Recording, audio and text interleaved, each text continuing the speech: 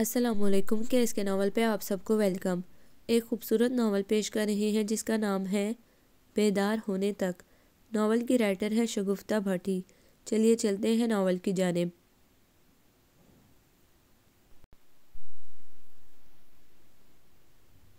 Turn turn turn صبح کے 6 بجے تھے جب اس کے سرہانے رکھا ہوا الارم چلانے لگا تھا۔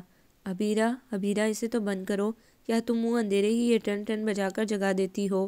ہمدان نے نیند میں ہی ادھر ادھر ہاتھ مارتے ہوئے ابیرہ کا موبائل ڈھونڈنے کی کوشش کی جو مسلسل بجے جا رہا تھا۔ او بابا کیا ہے، اٹھ تو رہی ہوں۔ ابیرہ نے اپنے تکیے کے کونے تلے رکھا ہوا موبائل اٹھا کر اس کا الارم بند کیا۔ کیا مصیبت ہے، اتنے صبح کو اٹھو؟ اس کا جی اٹھنے کو بالکل نہ چاہ رہا تھا۔ تو مت اٹھو نا ابھی تو اذانیں ہونا شروع ہوئی ہیں۔ ہمدان نے اس کے کمر کے گرد بازو حمال کر کے اسے اپنے اور قریب کرتے ہوئے کہا۔ اس نے ہمدان کا ہاتھ اپنے گرد سے ہٹایا، حالانکہ خود اس کی آنکھیں ابھی کھلنے کو تیار نہ تھیں۔ اچھا چلو صرف 10 منٹ اور پلیز۔ وہ پھر اپنا ہاتھ اس پر رکھ دیتا۔ 10 منٹ نہ بابا، میں اگر اب نہ اٹھی تو پھر بس گئی۔ وہ خود پر اور ساتھ ہی ہمدان کے جذبات پر بھی پانی ڈالتے ہوئے اٹھ گئی۔ میں وضو کرنے جا رہی ہوں، اٹھ جاؤ تم بھی فوراً، فٹافٹ۔ اس نے جاتے جاتے ہمدان کا لحاف کھینچتے ہوئے کہا۔ وہ ایک لمبی سی ہوں کر کے کروٹ بدل کے لیٹ گیا۔ یہ نہ کبھی بھی نہیں بدلے گا۔ وہ مصنوعی خفگی سے پاؤں پٹکتی ہوئی کمرے سے چلی گئی۔ وضو کر کے اس نے نماز ادا کی، پھر تھوڑی دیر قرآن پاک کی تلاوت کر کے دعا مانگی اور موزے پیروں پر چڑھا کر مزید اونی ٹوپی اور پھر شال اوڑھ کے باورچی خانے کی طرف آ گئی۔ اف، آج پھر سخت سردی تھی، گہری دھند۔ اس نے برآمدے میں کھڑے ہو کر موسم کا جائزہ لیا، ایک جرجری سی لی۔ چلتی ہوئی وہ چھوٹا سا صحن عبور کر کے اس کے دوسرے سرے پر بنے ہوئے کمرے اور اس کمرے کے ساتھ بنے ہوئے باورچی خانے تک آ گئی۔ آپ اٹھ گئے ابا جی؟ اس نے کمرے کے باہر کھڑے ہی منہ اندر کر کے پوچھا۔ جی بیٹا، اندر سے اس کے سسر کی شفیق سی آواز آئی۔ اور آپا، کیا وہ بھی اٹھ گئیں؟ اس نے اپنی ساس کے بارے میں پوچھا۔ اس کی ساس کو چونکہ اس کے سب گھر والے آپا ہی کہتے تھے، تو جب وہ بیاہ کر آئی تو اس نے بھی انہیں آپا ہی کہنا شروع کر دیا۔ ارے بچی اٹھ رہی ہوں، یہ گھٹنے اٹھنے بھی تو دے۔ انہوں نے بستر میں سے ہی جواب دیا۔ اچھا جی، میں بچوں کا لنچ بنانے لگی ہوں، آپ لوگ نماز پڑھ کر بچوں کو جگا دیں۔ وہ ہے باورچی خانے سے ذرا اونچی آواز میں بولی۔ اتنے منہ اندھیرے، اتنے چھوٹے اور معصوم بچے، اوپر سے سخت سردی، کیسا ظلم ہے؟ ابا جی نے بچوں پر ترس کھاتے ہوئے کہا۔ کیا کریں ابا جی، مجبوری ہے، بچوں نے اسکول بھی تو جانا ہے، اس نے وہیں سے جواب دیا۔ وہ ابا جی کی بچوں کے ساتھ محبت جانتی تھی اور یہ بھی جانتی تھی کہ اگر ابا جی کا بس چلے تو یہ بچوں کے اسکول کا وقت ہی دوپہر سے شروع کریں۔ اس کے ہاتھ اس وقت ایک مشین کی طرح چل رہے تھے۔ اماں، اب آپ بڑی خراب ہو گئی ہیں۔ جب وہ اپنے چھوٹو حنان کا لنچ باکس بند کر رہی تھی تو اسے قریب ہی اس کی شکایتی آواز سنائی دی۔ کیوں، کیا ہوا؟ اس نے اس کے گال پر پیار سے چٹکی بھرتے ہوئے پوچھا تھا۔ اب آپ ہمیں ہر روز ایک ہی لنچ دیتی ہیں، روزانہ مایونیز والے سینڈوچ۔ اس نے اور بھی برا سا منہ بنا کر کہا تھا۔ تو اور کیا ہونا چاہیے نواب صاحب؟ اس نے آرڈر لینے والے انداز میں کہا تھا۔ اماں پہلے کی طرح مزے مزے کے لنچ کیوں نہیں دیتی؟ کبھی فرنچ فرائز، کبھی رول، کبھی بھرے ہوئے پراٹھے اور برگر۔ تو اب آپ بنانا بھول ہی گئی ہیں۔ اس نے ایک ایک چیز کا نام گنوایا تھا۔ جناب عالی، وہ فراغت کے مزے تھے، اب آپ کی اماں جان بھی ملازمت کرتی ہیں۔ اس نے اسے گود میں بھر کے اس کے گال پر بوسہ دیتے ہوئے سمجھایا تھا۔ ایک تو آپ نے یہ جاب کر کے مصیبت گلے ڈال لی ہے۔ قریب کھڑی انشرا نے بھی برا مناتے ہوئے کہا، جو بڑی دلچسپی سے ان دونوں ماں بیٹے کی باتیں سن رہی تھی۔ تم لوگ ابھی چھوٹے ہو، تمہیں کیا پتا کیا اچھا ہے کیا برا؟ خبردار، اتنے بڑے بڑے ریمارکس مت دیا کرو۔ اسے ایک دم سے غصہ آ گیا تھا، اس لیے اس نے بچوں کو ڈانٹ دیا، مگر بعد میں اسے بہت افسوس بھی ہوا تھا۔ سوری بیٹا، اس نے حنان کا لنچ باکس اس کے بیگ میں ڈالتے ہوئے کہا۔ کل میں ایسا کروں گی کہ ذرا اور جلدی اٹھ جایا کروں گی اور نماز سے پہلے ہی بچوں کے لیے فرنچ فرائز بنا دوں گی۔ اس نے خود کو مخاطب کرتے ہوئے ایک اور ترکیب پیش کی۔ ارے اوف خدایا، پھر چائے ابل گئی۔ اس نے جلدی سے چولہا بند کیا، آج پھر وہ کام کرتے کرتے خیالوں میں کھو گئی تھی، سو آج پھر چائے ابل گئی۔ لو جی کر لو جلدی کام تو اور بڑھ گیا نا۔ وہ چولہے کے ارد گرد اور نیچے بہہ جانے والی چائے کو دیکھتے ہوئے پریشان ہو گئی۔ ایک تو سارے کام خود ہی کرو، اسے غصہ آ گیا کس پر یہ اسے خود معلوم نہ تھا۔ آج کل اسے غصہ بھی بہت آنے لگا تھا، وہ یوں ہی الجھتی رہتی تھی۔ آج تو ہمدان سے ضرور بات کروں گی، مجھے کام میں مدد کے لیے کوئی ماسی وغیرہ رکھ دیں یا پھر کوئی چھوٹی بچی ہی۔ اس نے سوچا، چائے لے لیں ابا جی؟ اگلے ہی لمحے وہ ابا جی سے مخاطب تھی جو نماز پڑھ کر ابھی دوبارہ لحاف میں گھسے تھے اور بڑے ہی لاڈ سے حنان کے ماتھے پر سے بال ہٹاتے ہوئے کہہ رہے تھے، اٹھ جاؤ نا میری جان، ورنہ تمہاری اماں ڈانٹیں گی، تمہارے ساتھ ساتھ مجھے بھی۔ ابا جی آپ چائے لیں، میں اسے اٹھاتی ہوں، یہ اتنے پیار سے نہیں اٹھے گا۔ ابیرہ نے چائے کی ٹرے ابا جی کو تھمائی اور خود حنان کو بازوں میں بھر کے سیدھا فرش پر کھڑا کرتے ہوئے بولی، چلو سلیپر پہنو اور باتھ روم میں گھسو۔ ارے رے بہو، بچہ ہے دیکھو تو سنبھالو، نیند میں ہے گر جائے گا۔ ابا جی نے جو حنان کو اپنے قدموں پر جھولتا دیکھا تو چائے کی ٹرے لحاف پر ہی رکھ کر اس کی طرف لپکے۔ آؤ یار تمہیں باتھ روم ہم لے چلے۔ انہوں نے فٹ پوتے کو گود میں اٹھایا اور باتھ روم لے چلے۔ ابا جی آپ کی چائے ٹھنڈی ہو جائے گی۔ عبیرہ نے آگے بڑھ کر حنان کو ان کی گود سے لیا۔ اٹھو اٹھو حنان، اسکول کو دیر ہو رہی ہے۔ وہ اس کے گالوں پر ہلکی ہلکی چپت لگا رہی تھی۔ بڑی مشکل سے حنان کو منہ ہاتھ دھلوایا، پھر انشرا اور سلمان کو اٹھایا۔ وہ اگرچہ تیار تو خود ہو جاتے تھے مگر ان کی بھی ہر چیز تیار کر کے رکھنا پڑتی تھی۔ جلدی کرو، تیز ہاتھ چلاؤ بھئی، دیر ہو رہی ہے۔ وہ ادھر سے ادھر بھاگتے ہوئے انہیں ہدایات دینے کے ساتھ ساتھ بکھری ہوئی چیزیں بھی سمیٹ رہی تھی۔ انشرا، کپڑے اتار کے ادھر ادھر مت پھینکنا، اپنی جگہ پر رکھو، وہاں جہاں سے آ کر فوراً دوبارہ پہن لو۔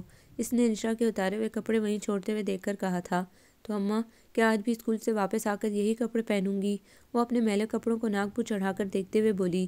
تو اور کیا، مجھ سے نہیں دھلتے روز روز کپڑے، نہ ہی میرے پاس اتنا وقت ہوتا ہے۔ اس نے خود ہی وہ کپڑے بھی اور اس کے ساتھ ساتھ حنان اور سلمان کے کپڑے بھی اٹھا کر سیدھے کر کے ان کے کمرے میں بندھی ہوئی لوہے کی اس تار پر ڈال دیے جسے وہ بچوں کے کپڑوں کے ہینگر ٹانگنے کے لیے بطور الماری استعمال کرتی تھی۔ دونوں بچوں سے فارغ ہو کر وہ انشرا کی طرف بڑھی۔ آؤ مٹھی، جلدی سے تمہاری پونیاں بنا دوں۔ وہ ہاتھ میں ہیئر بینڈز اور ہیئر برش لیے کھڑی تھی۔ جی اماں، بس 2 منٹ، میں ذرا اپنے بیگ میں اردو ہوم ورک کی کاپی ڈال لوں۔ وہ کمرے میں ادھر ادھر کاپی ڈھونڈتی ہوئی بولی۔ اوہو، یہ کام رات کو کیوں نہیں کرتی ہو؟ اس نے جھلا کر سامنے لگی وال کلاک کو دیکھا جہاں 7:15 بجنے کو تھے۔ اماں، رات کو جب میں ہوم ورک کر رہی تھی تو بجلی چلی گئی تھی، تب میں نے کاپی نہیں چھوڑ دی تھی، اب مل ہی نہیں رہی۔ وہ معصوم سی شکل بنائے رونے کو تھی۔ انشرا، وقت دیکھو، مجھے بھی ابھی تیار ہونا ہے۔ اس نے انشرا کے مسئلے کو نظر انداز کرتے ہوئے اسے اپنی طرف کھینچا اور اس کی پونیاں بنانے لگی۔ اماں، آہستہ کریں، ہوئی بال دکھتے ہیں۔ وہ اس کے جلدی جلدی بال سلجھانے پر کسمسانے لگی۔ اس نے اس کے ہاتھ سلجھے بالوں کو ہی باندھ کر پونیاں بنا دی۔ انشرا، آپ ہی جلدی کرو، وین والے انکل شور مچا رہے ہیں۔ حنان نے اپنا بیگ کندھے پر ڈالتے ہوئے اسے خبردار کیا۔ آ رہی ہوں، تم چلو میری کاپی۔ وہ پھر کاپی ڈھونڈنے لگی۔ اماں، میری کاپی آپ نے تو نہیں دیکھی؟ اب تو اس کی بڑی بڑی بری آنکھوں میں پانی بھی تیر رہا تھا۔ نہیں دیکھی، تم جاؤ، ملے گی تو اٹھا لوں گی۔ اس نے اسے زبردستی باہر کو دھکیلا۔ آج تو ٹیچر مجھے ضرور کلاس سے باہر نکال دیں گی۔ وہ خوف اور بے بسی سے رو پڑی۔ باہر ویگن والا ہارن پر ہاتھ رکھ کے بھول گیا، جس کا مطلب تھا اب وہ مزید انتظار نہیں کرے گا۔ انشرا بیچاری بغیر اردو کی کاپی کے آنکھوں میں آنسو لیے چلی گئی اور اس کی ماں اس وقت اس کے درد کا احساس کرنے کے بجائے خود تیار ہونے لگی۔ اسے بھی تو دیر ہو رہی تھی، اس کا بس اسٹاپ تو ویسے بھی گھر سے خاصے فاصلے پر تھا جہاں تک اسے پیدل ہی جانا ہوتا تھا۔ ہمدان، اٹھ جاؤ پلیز، ناشتہ کر لو۔ وہ خود تیار ہو کر اس کے لیے ناشتہ بھی بنا لائی تھی۔ ناشتہ ابھی سے؟ ہمدان نے وہیں بیڈ پر سیدھا ہوتے ہوئے کہا۔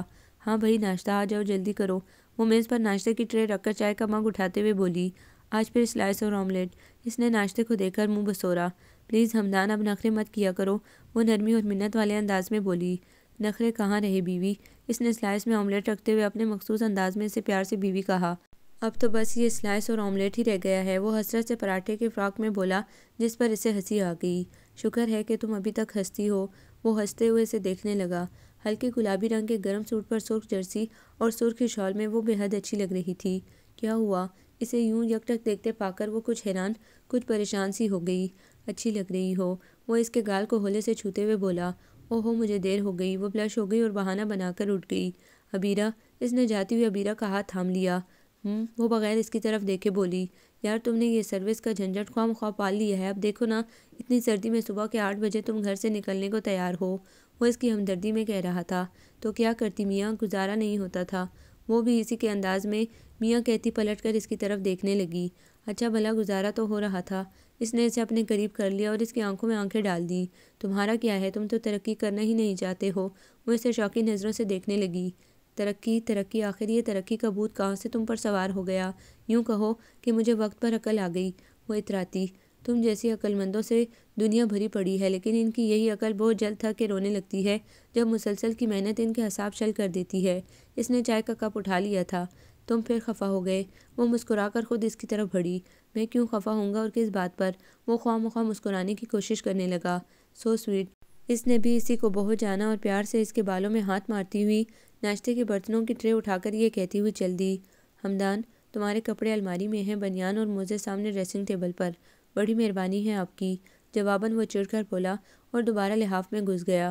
وہ ایک پرائیویٹ کمپنی میں جاب کرتا تھا اور اس کا آفس ٹائم سردیوں میں تقریباً 10 بجے شروع ہوتا تھا اور ابھی تو صرف 7:15 بجے تھے۔ وہ ابھی آدھا پونا گھنٹہ مزید آرام کر سکتا تھا۔ اچھا میاں خدا حافظ۔ چند لمحوں کے بعد وہ کمرے کے دروازے سے ہی جھانک کر اسے خدا حافظ کہہ گئی۔ خدا حافظ، اس نے جلے دل سے جواب دیا اور لحاف کو سر تک تان لیا۔ عبیرہ کے والد کا اپنا ایک جنرل اسٹور تھا جس سے ہونے والی آمدنی ٹھیک ٹھاک ہی تھی۔ وہ اور اس کا ایک بھائی عبیر اور اس کے ابی اور امی، کل 4 لوگوں پر مشتمل ان کا گھرانہ جنرل اسٹور کی اس آمدن میں خاصا خوشحال تھا۔ اس نے گریجویشن کی تو اس کی امی جان کو اس کی شادی کی فکر بری طرح ستانے لگی اور انہوں نے ادھر ادھر رشتہ داروں میں کہنا سننا شروع کر دیا، مگر حمدان جو اس کی سہیلی رابعہ کا اکلوتا بھائی تھا، وہ جانے کب سے عبیرہ کو آنکھوں میں بسائے بیٹھا تھا۔ اس نے جٹ سے بہن سے اپنا یہ خواب سچ کرنے کی گزارش کر ڈالی۔ یوں حمدان کے گھر سے اس کا باقاعدہ رشتہ بڑے ہی چاؤ کے ساتھ آ گیا۔ حالانکہ عبیرہ نے اپنے ابی جان کے سامنے خوب احتجاج کیا تھا کہ وہ یونیورسٹی میں داخلہ لینا چاہتی ہے۔ ابی جان تو پسیج ہی جاتے، مگر اس کی امی نے اس کی ایک نہ سنی اور 2 ہی مہینوں میں اسے رخصت کر دیا۔ وہ بڑے ہی برے دل کے ساتھ اپنے حجرِ عروسی میں بیٹھی تھی۔ اسے کچھ بھی اچھا نہ لگ رہا تھا اور اس حمدان پر تو اس سے سخت غصہ آ رہا تھا، جس کی وجہ سے اس کا یونیورسٹی میں پڑھنے کا خواب ادھورا ہی رہ گیا تھا۔ اس کا پورا پروگرام تھا کہ وہ آج کی رات حمدان کے ساتھ سوائے لڑنے کے کوئی اور بات نہ کرے گی اور اس رات کو حمدان کی عمر بھر کے رومانس کے لیے یادگار بنا دے گی۔ وہ اپنی دوست رابعہ سے بھی خفا تھی۔ اس کی آنکھوں میں تو یونیورسٹی کے اکنامکس ڈپارٹمنٹ کے برآمدے، سیڑھیاں اور لان ہی بسے تھے، جہاں وہ ہر روز رات کو سوتے ہی اٹلاتی پھرا کرتی تھی۔ وہ تو ایم اے اکنامکس کر کے بینک میں جاب کرنا چاہتی تھی، لیکن یہ شادی اس کی آنکھوں میں اپنے ٹوٹے ہوئے خواب کی کرچیاں چبھنے لگی۔ السلام علیکم، وہ بڑے گمبھیر آواز میں اس کے قریب کہہ رہا تھا، جسے سن کر اس کا جلتا ہوا دل ایک دم ہی ٹھنڈا پڑنے لگا۔ نہ صرف دل بلکہ اس کے ہاتھ پیر بھی، ساری بولڈنس ہوا ہو گئی۔ وہ جو سوچے بیٹھی تھی کہ اس کے آتے ہی اٹھ کھڑی ہوگی اور سارا سنگھار اس کے سامنے بنا اس کے چھوئے اتار دے گی۔ میرا خیال ہے دلہنوں کو بھی وعلیکم السلام تو کہنا ہی چاہیے، آخر کو وہ مسلمان تو ہوتی ہی ہیں۔ وہ اس کے چپ رہنے پر شرارت سے کہتا ہوا اس کے پاس آ بیٹھا۔ تب اسے لگا تھا اب بس اس کا دم نکل جائے گا یا کم از کم وہ بے ہوش تو ضرور ہو جائے گی، لیکن ایسا کچھ بھی نہ ہوا۔ وہ تو اتنا اچھا، اتنا ڈیسنٹ تھا کہ اس کے بے حد اچھے اخلاق اور برتاؤ کی وہ تھوڑی ہی دیر بعد متعارف ہو چکی تھی۔ کتنی اچھی اور پیاری باتیں کرتا تھا وہ، عام لوگوں سے بالکل مختلف۔ وہ رات عبیرہ کی زندگی کی یادگار رات بن گئی۔ اس رات اسے واقعی ایک سچا اور مخلص دوست مل گیا تھا، جس نے اس کے دکھ سکھ کو عمر بھر بانٹنے کا وعدہ کیا، اپنی ساری محبت، پورا دل، پوری ایمانداری سے اس کے سپرد کر دیا۔ اس رات حمدان نے اس کی سوچ کو ایک نئی طرز پر استوار کیا، محبت کی طرز پر، اور محبت کے بغیر زندگی کتنی بیکار ہوتی ہے، محبت کے سامنے دنیا کی ہر چیز کتنی ہیچ ہوتی ہے، اس کا اعتراف اسے اگلے چند ہی روز میں ہو گیا تھا، جب حمدان کا پیار اس کی دھڑکنوں میں بس گیا تھا، لہو میں حرارت کی طرح دوڑنے لگا تھا۔ اس کی شادی کے 1.5 برس بعد رابعہ کی شادی بھی ہو گئی۔ اس کی منگنی اپنے چچا زاد سے ہو چکی تھی۔ اس وقت جب حمدان کے پاس موٹر سائیکل بھی نہ تھی اور ابا جی کے ساتھ رابعہ کی شادی کے اخراجات میں حمدان کو کافی ہاتھ بھی بٹانا تھا، تب کس قدر پریشانی کا وقت تھا، اور ایسے میں آپا کے منہ سے نکل گیا، حمدان بیٹا پریشان کیوں ہوتے ہو، عبیرہ کا کچھ زیور بھیج دو، آخر یہ چیزیں دکھ سکھ کے کام نہ آئیں تو ان کا کیا فائدہ۔ تب حمدان نے زندگی میں پہلی بار شاید اپنی آپا کی بات نہ مانی تھی۔ نہیں آپا جان، میں اگر عبیرہ کو اور زیور بنا کر نہیں دے سکتا تو اس کا پہلا والا تو نہیں بیچ سکتا۔ حالانکہ خود عبیرہ کو بھی اس پر اعتراض نہ تھا، اس نے کھلے دل سے حمدان سے کہہ دیا تھا، حمدان آپا ٹھیک کہہ رہی ہیں، ویسے بھی وہ سیٹ جو رکھا ہے میں اسے بھلا کب پہنتی ہوں، بھلے تم اسے عمر بھر نہ پہنو، مگر وہ زیور تمہارا ہے، زیور عورت کا مان، اس کا حوصلہ ہوتا ہے، اور میں تمہارا حوصلہ کیسے توڑ سکتا ہوں، نہیں ہرگز نہیں۔ اس نے اتنی سختی سے منع کر دیا تھا کہ پھر وہ بھی چپ ہو گئی۔ تب حمدان نے فوری طور پر اپنی سرکاری نوکری داؤ پر لگا دی اور گولڈن ہینڈ شیک لے کر بہن کی شادی کا سارا بوجھ خود اٹھا لیا۔ حمدان، اب ہم کیا کریں گے؟ عبیرہ کو اپنی شادی شدہ زندگی میں پہلی بار کوئی پریشانی نظر آئی تھی۔ وہ ہے نا اللہ، سب کا رازق، کیا وہ ہمیں یوں ہی چھوڑ دے گا؟ اس نے اپنی ازلی توکل علی اللہ پر بلا خوف و فکر کہا۔ نہ صرف حمدان نے رابعہ کو بہت خوبصورت سیٹ بنا کر دیا، بلکہ ایک کڑا چپکے سے عبیرہ کے لیے بھی خرید لیا، جو رات کو اس نے بڑے پیار سے اس کے ہاتھ میں ڈالتے ہوئے کہا تھا، یہ مجھ پر قرض تھا۔ قرض؟ وہ کچھ نہ سمجھتے ہوئے حیران تھی۔ مجھے اتنا خوبصورت تحفہ دینے پر، اس نے سلمان کو چومتے ہوئے کہا، آپ نے تو مجھے اسی وقت اتنا قیمتی تحفہ دے دیا تھا۔ اس نے یاد کرانا چاہا کہ اس نے اسے نئی زندگی دینے کے لیے اپنی سواری تک بیچ دی تھی۔ وہ میرا فرض تھا، تم پر احسان نہ تھا، وہ آرام سے بولا جیسے وہ کوئی بات ہی نہ تھی۔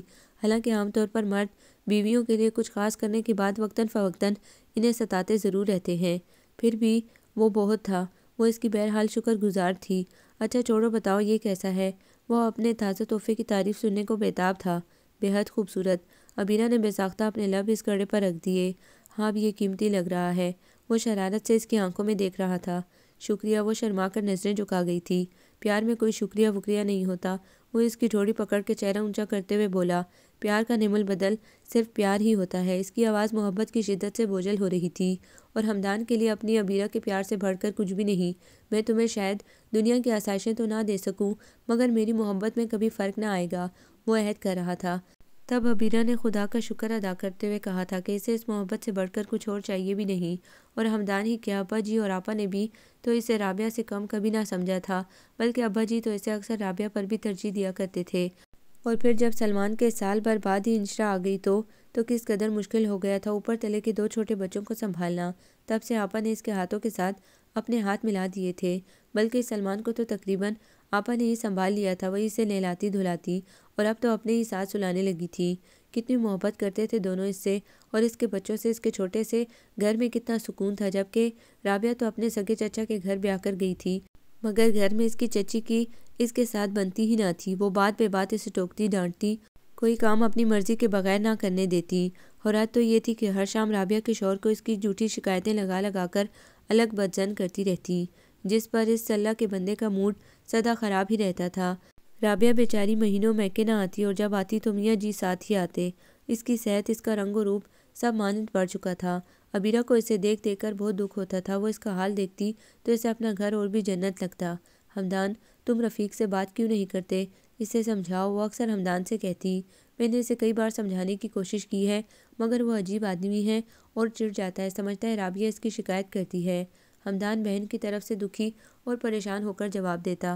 اس کے بارے میں ابا جی اور آپا بھی بہت فکر مند رہتے تھے۔ آپا، آپ چچی سے کھل کر بات کریں نا، یہ کوئی بات ہے کہ وہ ہر وقت رابعہ کے ساتھ بدسلوکی کرتی ہیں؟ تم تو بھولی ہو عبیرہ، بھلا کبھی بیٹیوں کی ساسوں سے ان کی مائیں کبھی کھل کر یا 2 ٹوک بات کر سکتی ہیں؟ وہ ایک سر داء بھر کے کہتی۔ نہیں عبیرہ، آپا صحیح کہتی ہیں، ان سے بات کرنے کا مطلب معاملے کو اور بگاڑنا ہے۔ رابعہ بھی راضی نہ ہوتی، حتیٰ کہ ابا جی بھی اپنے چھوٹے بھائی سے نہ کہہ سکتے تھے کہ وہ گھر کا ماحول درست کریں اور رابعہ کے ساتھ اچھا سلوک کریں۔ وہ تو بس نظریں آسمان کی طرف اٹھا کر کہتے، اللہ ہدایت دے ان لوگوں کو، اور پھر رابعہ کے سر پر دست شفقت رکھ کر کہتے، ہمت اور حوصلے سے کام لو میری بیٹی، ایک نہ ایک روز رفیق کو ضرور عقل آئے گی اور وہ تمہاری قدر کرے گا۔ ایک دن رابعہ نے آنسو بھری آنکھوں سے اس کی طرف دیکھتے ہوئے اپنی شلوار کا پائنچہ اوپر کر دیا، جہاں اس کی پنڈلی پر بڑا سارا نیل دہک رہا تھا۔ یہ کیا ہے رابعہ؟ اس کی تو جان ہی نکل گئی تھی اس نیل کو دیکھ کر۔ میں نے رفیق سے صرف اتنا کہا تھا کہ اب میں بھی ایک بیٹی کی ماں ہوں، آپ کچھ تو میرا لحاظ کیا کریں۔ تو انہوں نے پاؤں سے مار کے یہ وہ اپنے نیل کی طرف اشارہ کر کے سسک پڑی۔ ہائے میں مر جاؤں تو پھر بھی اس شخص کے ساتھ زندگی گزارنے پر بضد ہے تو؟ اس نے تڑپ کر رابعہ کو گلے سے لگا لیا۔ تو اور کیا کروں بھابھی؟ وہ بے بسی سے بولی۔ چھوڑ دے، دفع کر، اپنے گھر واپس آ جا، ہم پر تیری 2 روٹیاں بھاری نہیں ہیں۔ اسے رفیق پر اتنا غصہ تھا کہ وہ خود اس کی شکل دیکھنے کی روادار نہ تھی۔ بھابھی، جب ہم لڑکیاں کسی کی بیویاں بن جاتی ہیں تو ہماری زندگیوں کے فیصلے اتنے آسان نہیں رہتے۔ ہماری 2 روٹیاں نہ کنوارے پن میں والدین پر بھاری ہوتی ہیں نہ شادی کے بعد، لیکن ہمارے وجود ہمارے معاشرے پر ہمیشہ بوجھ ہی رہتے ہیں۔ لوگ ہمیں جینے نہیں دیتے، نہ ہمارے والدین کو۔ وہ اپنے آنسو پوچھتے ہوئے بولی، اور پھر اب تو میں ایک بیٹی کی ماں ہوں، میرا ایسا کوئی قدم اٹھ گیا تو دنیا عمر بھر میری بیٹی کو تانے دے گی۔ اس نے اپنی بیٹی کو اٹھا کر سینے سے لگا لیا۔ اب تو یہی میری خوشی ہے، اور پھر رفیق اتنے بھی برے نہیں ہیں۔ وہ ایک دم سے مسکرا دی۔ ہائے، ابھی برا نہیں ہے، اور کیسے ہوتے ہیں برے؟ عبیرہ کو اس پر سچ مچ حیرت تھی۔ کہاں برا ہے بھابھی؟ دن میں اگر برا بھلا کہتا ہے تو رات کو پیار بھی تو کرتا ہے، وہ شرما کر بولی۔ پیار؟ عبیرہ کو رفیق کی محبت پر اکائی ہی تو آ گئی۔ دوسروں کے سامنے دھتکارنے اور اپنی جبلت کی بھوک مٹانے کے لیے قریب آنے والی محبت، اف کس قدر اذیت ناک بلکہ ناممکن ہوتا ہے ایسی محبت کو برداشت کرتے رہنا۔ اس نے برے دل سے جھرجھری لی، اور ٹھیک اسی رات وہ ہمدان سے لگی اس کے سینے میں منہ چھپا کے کتنا روئی تھی۔ کیا ہو گیا؟ کیا ہو گیا عبیرہ؟ کہو نہ، کسی نے کچھ کہہ دیا کیا؟ وہ اس کے رونے سے بہت پریشان ہو گیا تھا۔ تم بہت اچھے ہو ہمدان، بہت اچھے، تم جیسا تو کوئی ہو ہی نہیں سکتا۔ وہ اس کی اچھائی کا اقرار کر رہی تھی اور اپنی محبت کا بھی، جس میں روز بروز ہمدان کے لیے اضافہ ہی ہوتا جا رہا تھا۔ انشرا کے بعد جب پھر سے جلد ہی اس کی طبیعت پھر خراب ہوئی تو وہ کس قدر چڑچڑی ہو گئی تھی۔ کیا مصیبت ہے؟ بری بات بہو، کفران نعمت نہیں کرتے، آپا نے اسے پیار سے ڈانٹا تھا۔ اتنی نعمتیں مجھے نہیں چاہیے۔ وہ بار بار کی الٹیوں سے چڑی بیٹھی تھی، جلا کر بولی۔ اچھا دیکھو، یہ جو اوپر تلے کے بچے ہوتے ہیں نا، یہ پالنے بے شک بہت مشکل لگتے ہیں، لیکن اس طرح سے فائدہ بھی ہوتا ہے۔ وہ پیار سے اسے سمجھانے بیٹھ گئیں۔ جب یہ ایک ساتھ ہی پل کر بڑے ہو جائیں گے تو پھر تمہیں میری یہ بات سچ لگے گی۔ انہوں نے عبیرہ کے سر پر ہلکی سی چپت لگائی۔ نہیں آپا، یہ اب مجھ سے نہیں ہوگا۔ وہ بے حد گھبرائی ہوئی تھی۔ کیا مطلب؟ تم کیا کرنا چاہتی ہو؟ وہ مسکرانا بھول کر سنجیدہ ہو گئی۔ آپ بس میرے ساتھ چلیں اسپتال۔ ڈاکٹر کہہ رہی تھیں ابھی تو چند روز ہی گزرے ہیں، کچھ نہیں ہوگا اور ہم آسانی سے… بس چپ کرو، خبردار تم نے ایک لفظ بھی کہا تو… آپا نے اسے بات پوری بھی نہ کرنے دی اور سختی سے ڈانٹ دیا۔ ہاں آپ کو کیا، خود تو آپ کے 2 بچے ہی تھے، اس نے کچھ بدتمیزی سے کہا۔ وہ میرے اللہ کی مرضی تھی، میں نے خود ایسا کچھ نہیں کیا، نہ ہی تمہاری ماں نے ایسا کیا ہوگا۔ وہ کچھ ناراض سی بولی۔ آج انہیں بھی عبیرہ کا طعنہ دینے والا انداز اچھا نہ لگا تھا۔ تو اچھا ہی ہوا تھا، ماں باپ پر بھی بوجھ نہ پڑا اور ہماری تعلیم و تربیت بھی اچھی ہو گئی۔ زیادہ بہن بھائی ہوتے تو کتنا مشکل ہوتا۔ اس نے اپنے طور پر بڑی اچھی مثال دی۔ ذرا دل پر ہاتھ رکھ کر سچ کہو، کیا تم عمر بھر ایک بہن کے ساتھ کوئی ترستی نہیں رہی؟ ایک بہن جو تمہاری اپنی ہوتی، سہیلی ہوتی، جس کے ساتھ تم کھیلتی اور اپنا دکھ سکھ کہتی۔ انہوں نے عبیرہ کے دل کو کریدا۔ ان کے جواب میں وہ چپ ہو گئی۔ واقعی سچ وہی تھا جو آپا کہہ رہی تھیں۔ تب پہلی بار اس کے دماغ میں توکل علی اللہ کی کمی ہو کر ایک خوف داخل ہو گیا تھا کہ ہم کیسے افورڈ کریں گے۔ اسی بات کو مسئلہ بنا کر وہ رات کو حمدان کے ساتھ بھی بحث کر رہی تھی۔ حمدان پلیز سوچو ذرا، اتنے بچے، ہماری آمدنی اتنی نہیں ہے کہ ہم افورڈ کر سکیں۔ بچوں کی بہتر پرورش اور تربیت ہمارے ذمہ ہے، انہیں پالنے والا تو وہ خود ہے جو انہیں پیدا کرنے والا ہے۔ حمدان نے بھی آپا ہی کے انداز میں کہا۔ ایک تو تم لوگ پتہ نہیں کس زمانے کی باتیں کرتے ہو، کچھ انسان کے اپنے بس میں بھی تو ہوتا ہے نا کہ ہر کام اللہ ہی کے ذمہ ہے۔ وہ آج بہت ہی تلخ ہو رہی تھی۔ تم بھی باقی سارے مردوں جیسے ہی ہو۔ وہ زج تو پہلے ہی ہوئی بیٹھی تھی، رونے لگی۔ اس لیے کہ میں بھی تو مرد ہی ہوں۔ اس نے بیوی کی آنکھ میں آنسو دیکھے تو فٹ اپنے چہرے پر مسکراہٹ سجا لی اور محبت سے اسے اپنے ساتھ لگا لیا۔ حنان کی پیدائش میں ابھی 15-20 روز باقی تھے جب اس نے حمدان سے ڈرتے ڈرتے پوچھ لیا، حمدان پیسوں کا کچھ انتظام ہوا؟ وہ اسپتال داخل ہونے میں کچھ ہی روز باقی ہیں۔ ان دنوں حمدان نے ایک نئی پرائیویٹ کمپنی کو جوائن کیا تھا جس کا سیلری پیکیج پہلے والی نوکری سے کچھ اچھا بھی نہ تھا اور یہاں سے اتنے کم دنوں کی سروس کی وجہ سے کوئی لون وغیرہ ملنے کی امید بھی نہ تھی۔ ہاں ہاں مجھے یاد ہے کہ کب اسپتال جانا ہے۔ تم پریشان کیوں ہوتی ہو؟ وہ کوئی میگزین پڑھ رہا تھا، اسے ایک طرف رکھتے ہوئے نرمی سے بولا۔ کہاں سے ہوگا انتظام؟ میں تو کہتی ہوں اس بار ہم کسی سرکاری اسپتال چلتے ہیں، آخر وہاں بھی تو عورتوں کی زچگی ہوتی ہے۔ وہ شوہر سے تعاون کرنے کی نیت سے ہی ایسا کہہ رہی تھی، مگر میں اپنی بیوی کے لیے کوئی رسک نہیں لے سکتا۔ ایک بار وہ جان نکال دینے والا تجربہ ہی کافی ہے۔ ہاں وہ تو ہے، پر پھر بھی اتنا خرچہ، اسے فکر کم نہ ہو رہی تھی۔ عبیرہ کیوں گھبرا رہی ہو؟ وہ ہے نا، تم دیکھ لینا وہ کیسے مہربانی کرے گا، ایسے سارا انتظام کرے گا، مجھے اور تمہیں اس کا احساس بھی نہ ہوگا۔ وہ پیار سے اس کی ڈھارس بندھاتے ہوئے بولا۔ حمدان نے بڑی محبت سے اسے اللہ اور اس کے بندے کا رشتہ اور اللہ کے بندے پر حقوق سمجھائے کہ وہ واقعی حیران رہ گئی۔ جب اس کی آنکھ کھلی تو فجر کی پہلی اذان ہو رہی تھی اور اس کے پہلو میں روئی کا ایک گداز سا گڈا کسمسا رہا تھا جس کی ہلکی ہلکی سی اون کی آواز اس کے دل کے تاروں کو چھو رہی تھی۔ میرا عبدالحنان۔ اس نے جھٹ سے اسے اٹھا کر اپنے سینے میں بھینچ لیا۔ یہ نام وہ دونوں پہلے سے ہی طے کر چکے تھے کہ اگر بیٹا ہوا تو اس کا نام عبدالحنان رکھیں گے۔ وہ سر سے پاؤں تک اپنے رب کی ربوبیت اور قدرت پر سراپا شکر گزار تھی کہ یقیناً وہی تو ہے جو ہر بات پر قادر ہے، اور بھلا کس چیز کی ضرورت پڑی؟ نہ روپے کی، نہ خون کی بوتلوں کی، اور نہ ہی کسی بے حد ماہر گائنیکالوجسٹ کی۔ واقعی وہ بے نیاز ہے، اس کی حکمتوں کو کوئی نہیں پا سکتا۔ عبیرہ کی آنکھوں سے شکرانے کے آنسو بہہ رہے تھے اور معصوم سا عبدالحنان اپنی مندی مندی سے آنکھوں کو بمشکل کھول کر ٹکر ٹکر اپنی ماں کا چہرہ دیکھ رہا تھا۔ اس نے دوبارہ سے حنان کو اپنے سینے سے لگا کر بھینچ لیا۔ دھک دھک دھک اس کا دل خوشی سے بلیوں اچھل رہا تھا۔ تبھی اسے اپنی شرک کے قریب سے ایک آواز سنائی دی۔ ہاں تو عبیرہ بی بی، اسی بچے کو تم دنیا میں لانے کی مخالف تھی نا؟ نہیں، وہ میری غلطی تھی، اللہ میاں مجھے معاف کر دینا۔ احساس ندامت سے اس کا سر جھک گیا۔ واقعی تینوں بچے کیسے پل گئے اسے یاد بھی نہ رہا، حالانکہ شروع کے یہ 4-5 برس اس کے لیے سخت امتحان کے سال تھے، مگر جب وہ گزر گئے تو اسے ان کا خیال بھی نہ رہا کہ وہ مشکل کے سال تھے، اور اب وہ تینوں اسکول جانے لگے تھے۔ سلمان کلاس 2 میں تھا، انشرا 1 میں اور حنان پریپ میں۔ اب اس کے کام اور بھی بڑھ گئے تھے، ساتھ ساتھ خرچے بھی۔ حمدان کو پہلے سے زیادہ محنت کرنا پڑتی تھی۔ اب بچے بڑے ہو رہے تھے اور اس 4 مرلے کے گھر میں 2 کمرے، ایک برآمدہ، وہ بھی چھوٹا سا، جس کے درمیان میں دیوار کھڑی کر کے باورچی خانہ بنایا گیا تھا، اسے کچھ زیادہ ہی چھوٹا اور گھٹا گھٹا سا لگنے لگا تھا۔ وہ بھی اس بار اپنے میکے سے واپس آنے کے بعد۔ اس بار وہ اپنے میکے گئی تو وہاں نیا پینٹ ہوا تھا، نبیل نے اپنے کمرے میں نیا کارپیٹ ڈالا تھا، نئے پردے لگائے تھے اور کمپیوٹر بھی تو نیا لیا تھا۔ باہر والے صحن پہ چھت ڈال کر وہاں کارپورچ بنا دیا گیا تھا۔ ارے امی جان، اتنا کچھ ہو گیا اور مجھے خبر ہی نہیں۔ وہ یہ ساری تبدیلیاں دیکھ کر خوش ہو رہی تھی۔ تم بھی تو پورے 2 مہینوں کے بعد آئی ہو نا؟ امی جان نے حنان کو گود میں بھرتے ہوئے پیار سے عبیرہ کو بھی اپنے ساتھ لگا لیا۔ نانو، اماں آتی ہی نہیں ہیں، ہم تو کب سے کہہ رہے تھے، ساتھ کھڑے سلمان نے لاڈ سے کہا۔ وہ اپنی نانو سے پیار بھی بہت کرتا تھا اور یہاں آ کر خوش بھی ہوتا تھا، بس وقت ہی نہیں ملتا۔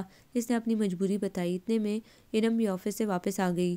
وہ ان سب کو دیکھ کر خوش ہو گئی۔ آپ ہی آئی ہیں؟ وہ خوش دلی سے اسے گلے ملی۔ اور آپ تو ادھر آ جاؤ، صرف میرے پاس۔ اس نے حنان کو امی جان سے لے کر گود میں اٹھا لیا۔ آئیں جی، ہم آپ کو چاکلیٹ دیں۔ وہ اس کے گالوں پر بوسے دیتی ہوئی اسے اپنے کمرے میں لے گئی۔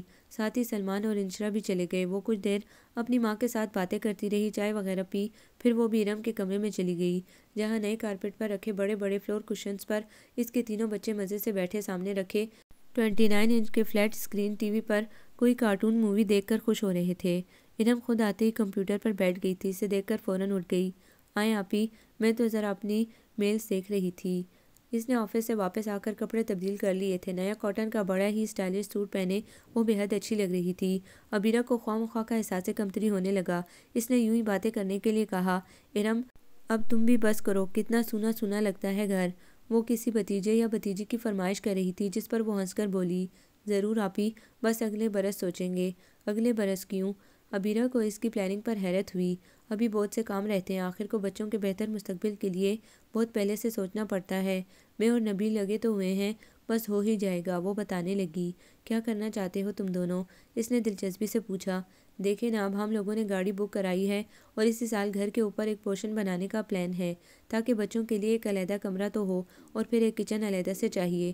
وہ چپس کھاتے ہوئے اپنے پروگرام بتا رہی تھی۔ اتنی مہنگائی میں یہ سب اتنا آسان تو نہیں۔ عبیرہ کا دل اس کا لمبا چوڑا پلان سن کر پریشان ہو رہا تھا۔ کیوں نہیں ہوگا آپی؟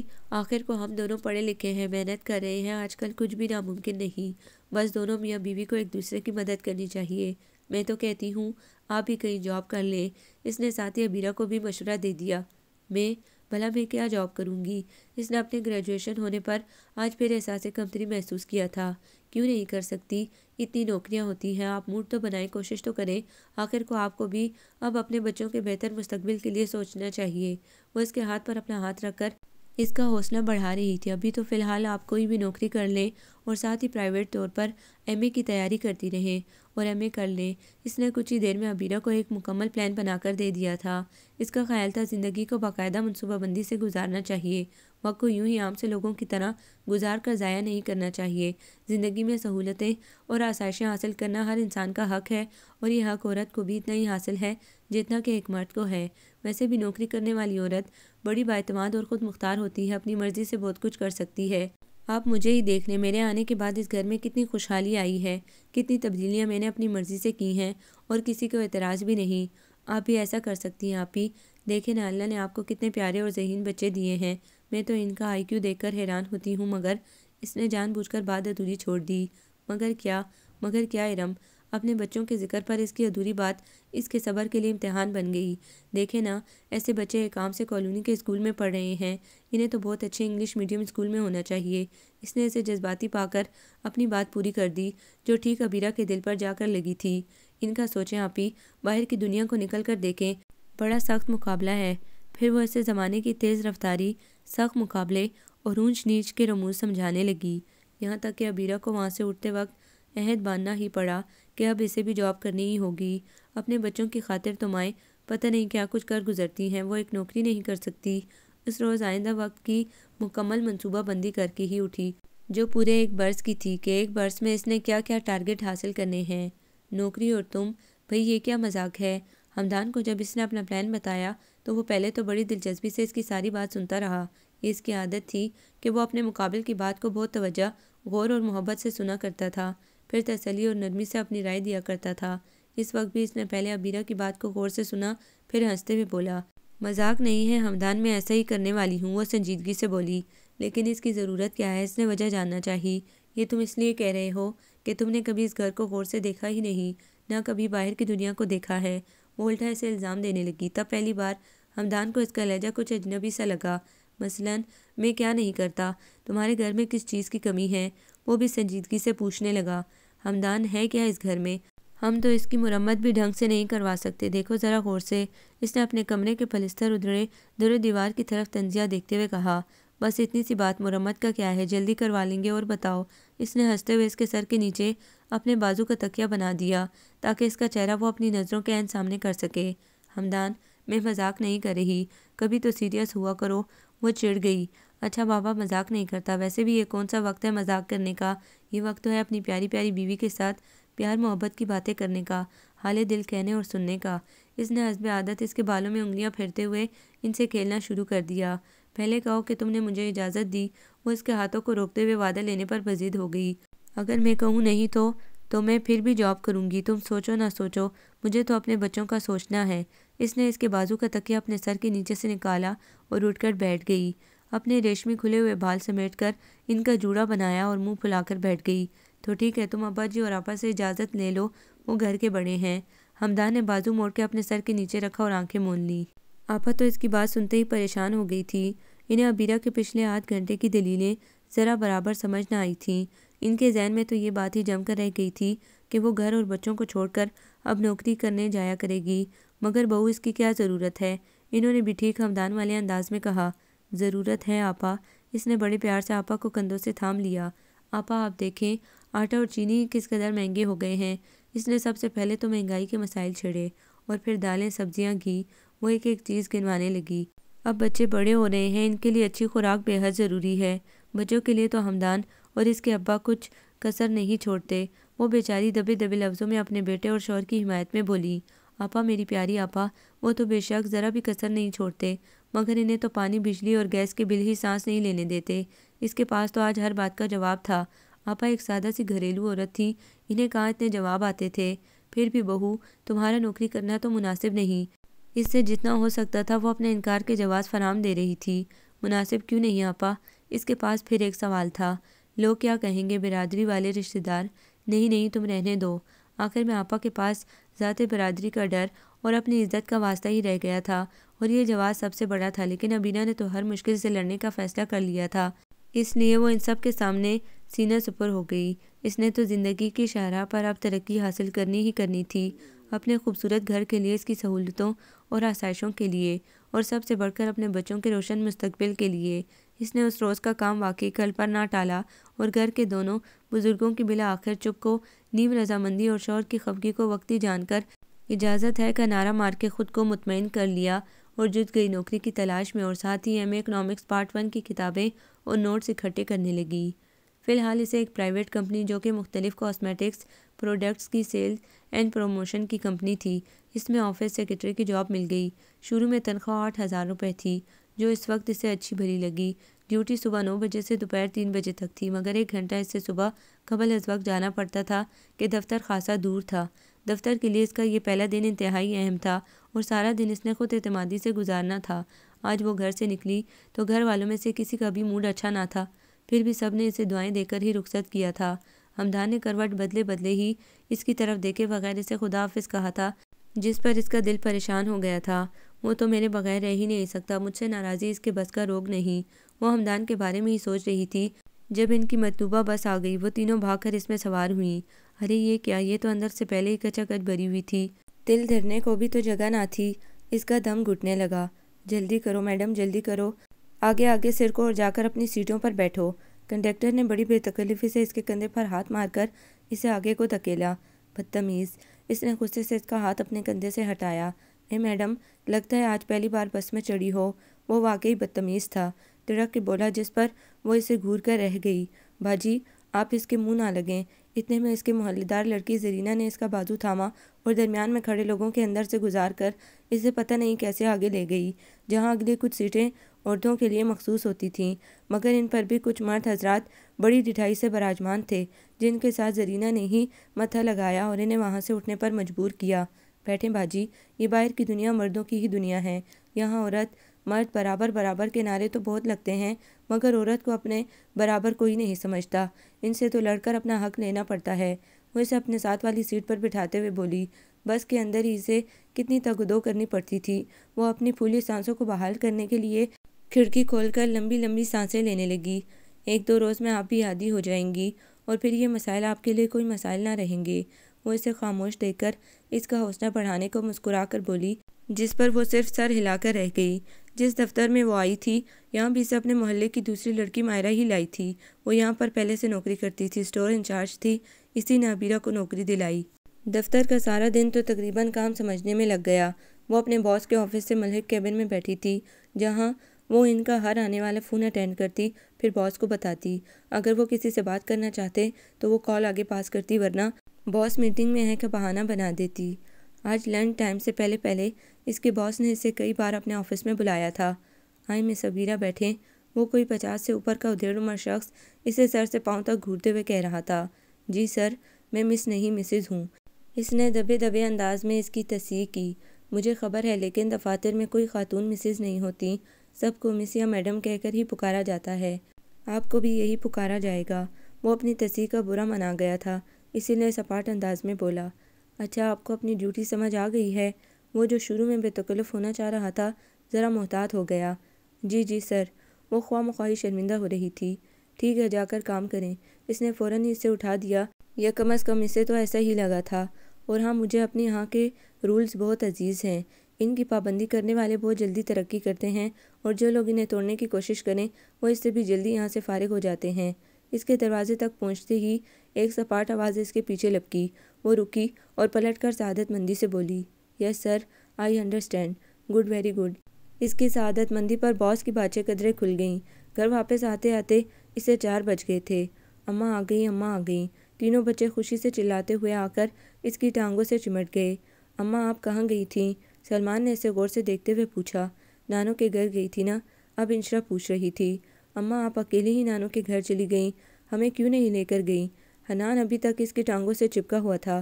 ارے بچوں، ادھر آ جاؤ، تمہارے قاری صاحب آنے والے ہیں، آ کر وضو کرو اور اپنے اپنے سبق دہرا لو۔ تینوں کو ماں کے گرد سوالات کی بوچھاڑ کرتے دیکھ کر آپا آگے بڑھیں اور انہوں نے بچوں کو اس سے الگ کیا۔ قاری صاحب، تینوں قاری صاحب کا نام سنتے ہی ڈر گئے اور فوراً وضو کرنے بھاگے۔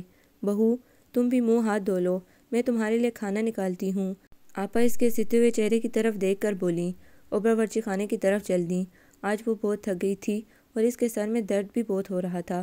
وہ دل سے تو چاہتی تھی کہ آپا کو کہہ دے، آپا آپ رہنے دیں، آپ کیوں میرے لیے کھانا گرم کریں گی، میں خود کر لیتی ہوں، لیکن وہ کہہ ہی نہ سکی اور باتھ روم میں گھس گئی۔ اس روز اس کی زبان جھجک گئی کہ پھر وہ کھل ہی نہ سکی۔ کھلتی بھی کیسے، پھر تو آپا کا دوپہر کو باورچی خانہ سنبھالنا اس کی ضرورت بن گیا تھا۔ اب وہ صبح کو بچوں کا الٹا سیدھا ہلکا پھلکا ناشتہ اور لنچ بناتی، حمدان کو بھی اپنے ساتھ ہی ناشتہ کروا کے فارغ کر دیتی، اور ابا جی اور آپا کو بھی چائے کے ساتھ سلائس دے کر وہ سمجھتی اس نے صبح کا سارا کام کر لیا ہے۔ دوپہر کو بچے اسکول سے آتے تو انہیں آپا اور ابا جی مل کر سنبھالتے۔ وہ دفتر سے تھکی ماندی آتی اور کھانا کھا کر پھر شام کے کاموں اور بچوں کو ہوم ورک کروانے میں کھپ جاتی۔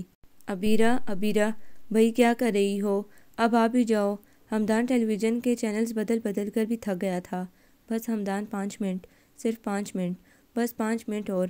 وہ پچھلے 1 گھنٹے سے یہی کہے جا رہی تھی۔ 1 گھنٹہ ہو گیا تمہیں 5 منٹ کہتے ہوئے، اب مجھ سے صبر نہیں ہو رہا۔ آخر تم کر کیا رہی ہو؟ اس وقت برآمدے میں حمدان نے ریموٹ بیڈ پر پٹکا اور اس کے پاس آ کھڑا ہوا۔ وہ کپڑے استری کر رہی تھی۔ دیکھ لو کیا کر رہی ہو، کام کر رہی ہوں بابا، وہ مسکرا کر بولی۔ تو مت کرو، صبح کر لینا۔ اس نے استری کا سوئچ آف کر کے اس کے ہاتھ سے کپڑا چھین لیا جس پر وہ استری کر رہی تھی۔ کیا کر رہے ہو حمدان؟ پتہ ہے نا صبح بجلی نہیں ہوتی، آفس کیا پہن کر جاؤ گے؟ وہ اس کے ہاتھ سے اس کی شرٹ واپس لیتے ہوئے بولی۔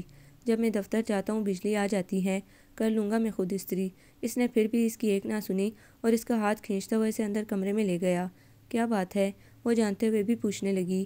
یہ بات ہے، اس نے جھٹ سے اس کے بندھے ہوئے بالوں کا جوڑا کھول دیا۔ حمدان کو اس کے کھلے ہوئے بال اچھے لگتے تھے، وہ بھی شولڈر کٹ۔ اس نے شادی کے بعد عبیرہ سے ایک ہی فرمائش کی تھی کہ جب وہ گھر پر ہوا کرے تو بال نہ باندھا کرے۔ وہ کہتا تھا، پتہ ہے میں کٹے ہوئے بالوں والی لڑکیوں کو پسند نہیں کرتا تھا، کہتا تھا میری بیوی کے یہ لمبے بال ہوں گے۔ اس نے اپنے بازو کو کھینچ کر لمبا کرتے ہوئے بتایا۔ مگر کیا؟ عبیرہ نے اس کی گلابی ہوتی آنکھوں میں جھانکتے ہوئے پوچھا تھا، جہاں محبت کا عجب خمار چھا رہا تھا۔ مگر تم پر کٹے ہوئے بال اس قدر سجتے ہیں کہ میں سوچتا ہوں اگر تم بال بڑھاؤ گی تو تمہارا حسن مانند پڑ جائے گا۔ وہ کھلے دل سے اس کے گھنے براؤن بہت سلیقے سے کٹے ہوئے بالوں کی تعریف کر رہا تھا، اور تب سے عبیرہ نے اپنے بالوں کا خاص خیال رکھنا شروع کر دیا تھا۔ عبیرہ، یہ کیا تمہارے بال خراب کیوں ہو رہے ہیں؟ وہ اس کے بالوں پر ہاتھ پھیرتے ہوئے انہیں کھدرا محسوس کر کے فکر مندی سے بولا۔ بس وہ شیمپو تبدیل کیا ہے نا، شاید سوٹ نہیں کر رہا۔ اس نے بھی اپنے بالوں کو چھو کر دیکھا۔ تو پھر چھوڑ دو اور پرانا والا استعمال کرو، وہ مشورہ دیتے ہوئے بولا۔ اچھا جی، ایسا ہی کروں گی۔ پھر باتیں کرتے ہوئے وہ بہت جلد جمائیاں لینے لگی۔ کیا بات ہے، نیند آ رہی ہے؟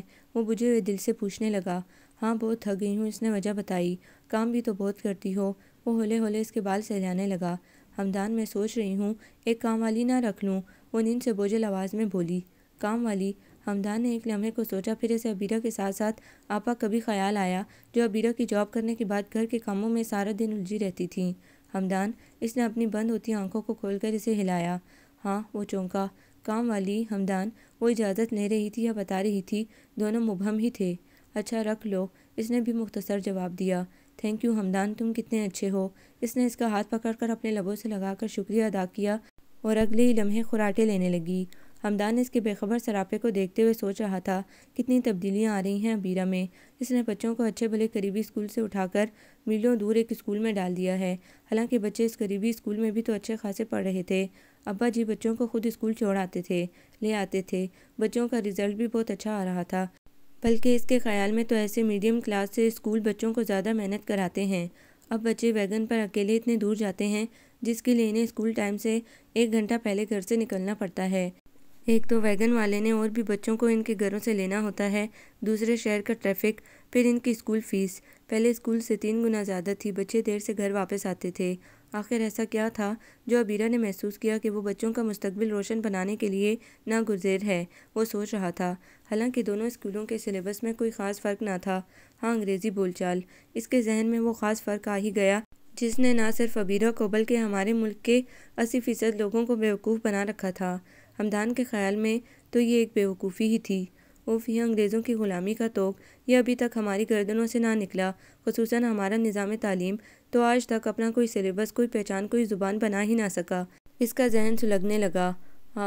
ہم متوسط طبقے والے جو ترقی کی اس دوڑ میں سب سے زیادہ پس کر رہ گئے ہیں، ہمارے سروں پر مہنگائی کا پاٹ اور ہمارے قدم و تلے وقت کا تیز رفتاری سے گھومتا ہوا دوسرا پاٹ، جس پر ہمارے سماجی بندھن اور خاندانی رسم و رواج کی پھسلن الگ سے ہے۔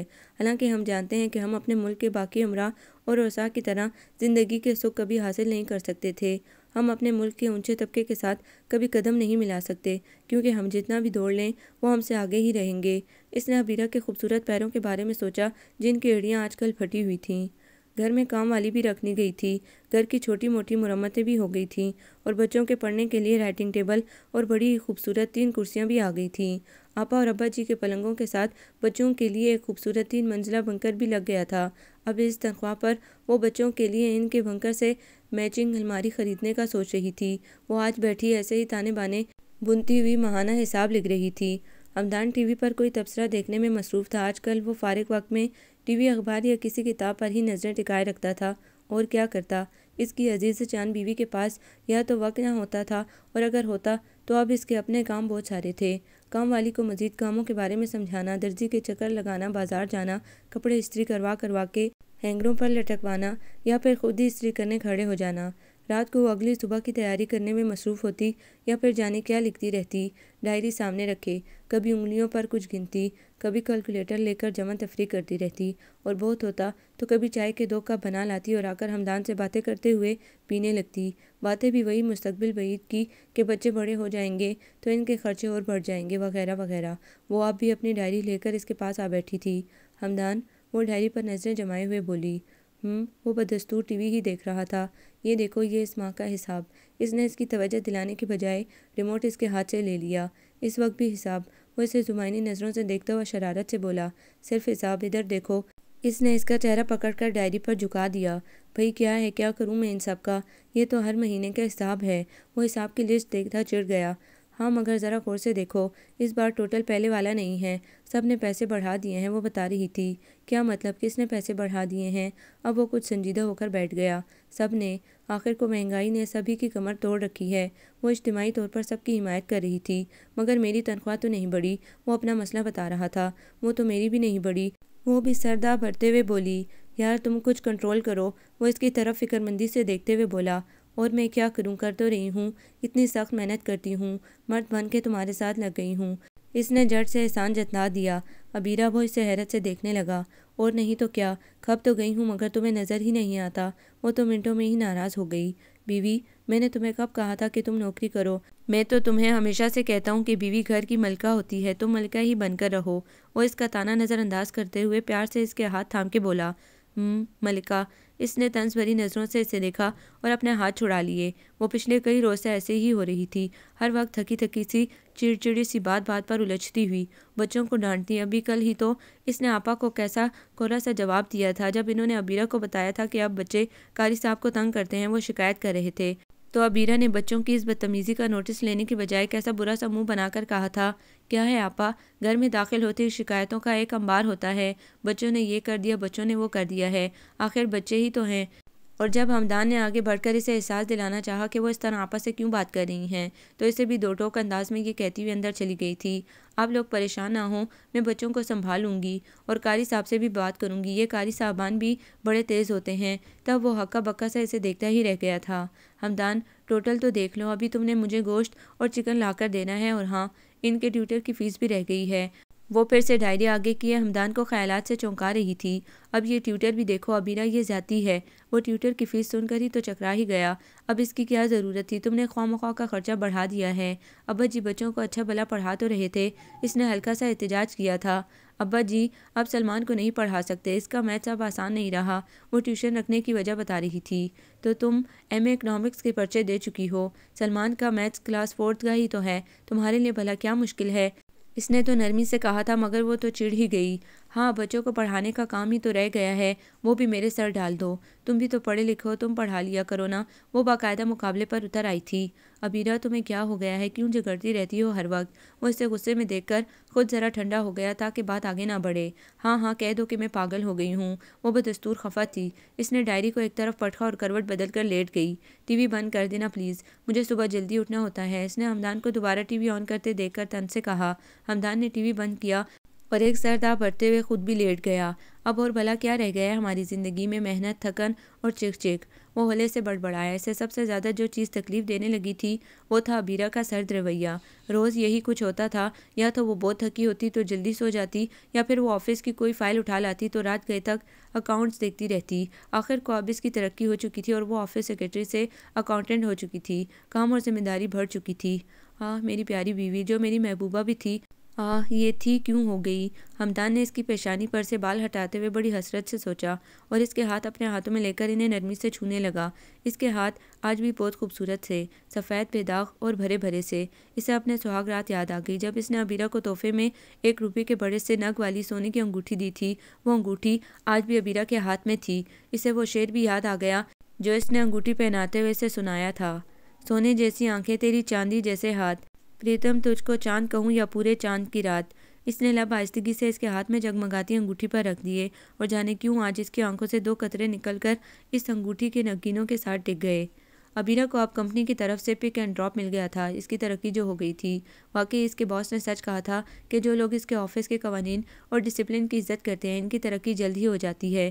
اسے اس آفس میں یہ 3را سال تھا اور وہ ایک معمولی سی آفس سیکرٹری سے سیلز ایگزیکٹو ہو چکی تھی، بلکہ آئندہ 1-2 مہینوں تک تو اس کے سیلز مینیجر بن جانے کی خبریں بھی پورے دفتر میں گردش کر رہی تھیں اور اسے کئی اور آفرز ہونے لگی تھی، مگر وہ اب بھی اتنی پروفیشنل نہیں ہوئی تھی۔ اب بھی اس کے اندر اخلاص اور رواداری باقی تھی۔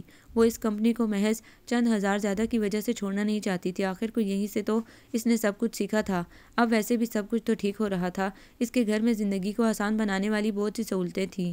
اس نے ابھی پچھلے مہینے ہی تو اپنا کچن نئے سرے سے بنوایا تھا، بالکل امریکن طرز کا۔ اس نے گھر کا نیا نقشہ ایک اچھے آرکیٹیکٹ سے بنوایا تھا، اس لیے اس نے اپنے آفس سے قرض لے کر برآمدے کو کور کر کے خوبصورت گرل لگوائی اور اس میں نئی ڈائننگ ٹیبل سجا دی تھی۔ اگرچہ ان تینوں برسوں نے اس کی صحت بھی متاثر کر دی تھی اور اعصاب بھی، مگر وہ پھر بھی خوش تھی۔ ترقی کی شاہراہ پر کامیابی کا سفر جاری تھا، اس کے خوابوں اور خواہشوں کی تعبیر کی طرف۔ بس ایک مسئلہ تھا، وہ بڈھا خڑوس، جب دیکھو بہانے سے بلا کر آنکھیں سینکنے لگتا اور ڈٹھائی سے انگریزی کا سہارا لے کر بے تکلف ہونے کی کوشش کرتا۔ مس عبیرہ، آج تو آپ بہت اچھی لگ رہی ہیں مس عبیرہ، آپ پر گہرے رنگ بہت کھلتے ہیں۔ مس عبیرہ، یہ کیا آج کل آپ پھرکی ہو رہی ہیں؟ اپنی فٹنس کا خیال رکھا کریں بھائی، یہ ڈی شیپ خواتین مجھے بہت بری لگتی ہیں۔ کوئی ایکسرسائز وغیرہ کیا کریں، آپ کہیں تو میں شام میں آپ کو واک پر لے جایا کروں۔ آہا، آج تو آپ کو دیکھ کر آنکھیں ٹھنڈی ہو گئیں، سارا دن اچھا گزرے گا۔ پھر کبھی چائے، کبھی کافی اور کبھی سنیکس منگوا کر وہ فوراً اسے بلا لیتا تھا۔ ان ساری باتوں کو وہ شاید برداشت نہ کرتی اگر اس کی بھابھی ارم اسے حوصلہ نہ دیتی۔ چھوڑیں آپ، یہ سب آج کل نارمل ہے، اور پھر کیا فرق پڑتا ہے وہ اگر ذرا سا منہ ہلا کر خوش ہو جاتا ہے۔ آپ اس کو نفسیاتی طور پر کنٹرول کریں اور بس اس سے آگے نہ بڑھنے دیں۔ اس کے ساتھ بیٹھ کر 2-4 باتیں کر لیا کریں، چائے وائے پی لیا کریں، وہ تعریف کرے تو منہ سے تھینک یو کہہ دیا کریں، بھلے دل میں خوب بھاری بھاری گالیاں دیں۔ تب نہ چاہتے ہوئے بھی وہ یہ سب سہ گئی اور اس نے اپنا ترقی کا سفر رکنے نہ دیا۔ مگر اب بات صرف باتوں تک نہ رہی تھی، آج تو اس بڈھے کھڑوس کی بے تکلفی حد سے ہی بڑھ گئی تھی۔ مس عبیرہ، سیلز ایگزیکٹو والوں کی ایک ٹریننگ دبئی میں ہو رہی ہے، آپ اس میں جا رہی ہیں؟ میں سر، وہ دبئی کا نام سن کر خوشی اور حیرت کے ملے جلے تاثرات سے بولی۔ ہاں، تم اور کون؟ اس کی پوری کھلی ہوئی آنکھیں اس پر جمی ہوئی تھی۔ پورے 1 ہفتے کا پیکج ہے، 5 اسٹار ہوٹل میں ٹھہریں گے، شاپنگ ہوگی، دبئی کا سمندر ہوگا، اس کے صحرا ہوں گے اور ہم ہوں گے۔ چائے پیتے پیتے اس نے ہاتھ بڑھا کر اس کا ہاتھ تھام لیا اور وہ سنسنا کر رہ گئی۔ ہم دونوں، اس نے اپنا ہاتھ جلدی سے کھینچ لیا جیسے اس پر کسی سانپ نے ڈس لیا ہو۔ ہاں بھئی، میں اور تم، ہم دونوں ہی تو ہوئے، وہ کہے جا رہا تھا۔ اور سنو ذرا، گہرے گہرے رنگوں کے لباس رکھنا جو تم پر خوب سجتے ہیں، اور وہ تمہارا چاندی کے بٹنوں والا سیاہ سوٹ وہ ضرور رکھنا ساتھ، اس کے بٹن تمہارے اسمارٹ فگر پر خوب جچتے ہیں۔ اور وہ بے ساختہ دوپٹے کو اپنے سینے پر سرکاتی پوری کی پوری زمین میں گھڑ گئی۔ اس کی حالت ایسی ہو گئی جیسے کاٹو تو بدن میں لہو نہیں۔ بھئی، آخر کو اب تمہیں سیلز مینیجر بن کر لوٹنا ہے، وہ ایک آنکھ کا کونا دباتے ہوئے خالص لفرانہ انداز میں بولا تو اس کی برداشت جواب دے گئی۔ میں سر، ابھی آتی ہوں، ایکسکیوز می پلیز۔ وہ بمشکل اپنے برف ہوئے پیروں کو گھسیٹتی ہوئی وہاں سے چل دی۔ اس کے پیچھے سر کی سنو تو، ارے بھئی عبیرہ سنو تو کی آوازیں آتی رہیں، مگر وہ تو بہری ہو چکی تھی اور شاید گونگی بھی۔ وہ اس کی طبیعت درست کرنا چاہتی تھی، اسے کھری کھری سنانا چاہتی تھی، اور اس کا جی تو یہ بھی چاہ رہا تھا کہ وہ ایک زناٹے دار تھپڑ اس کے منہ پر رسید کر کے اسے بتائے کہ وہ ایسی عورت نہیں ہے جیسی کہ وہ اسے سمجھ بیٹھا ہے، مگر وہ ایسا کچھ بھی نہ کر سکی سوائے اس کے کہ پھر وہ اس آفس میں ٹھہری نہیں اور اپنے کیبن سے اپنا بیگ اٹھا کر باہر نکل گئی۔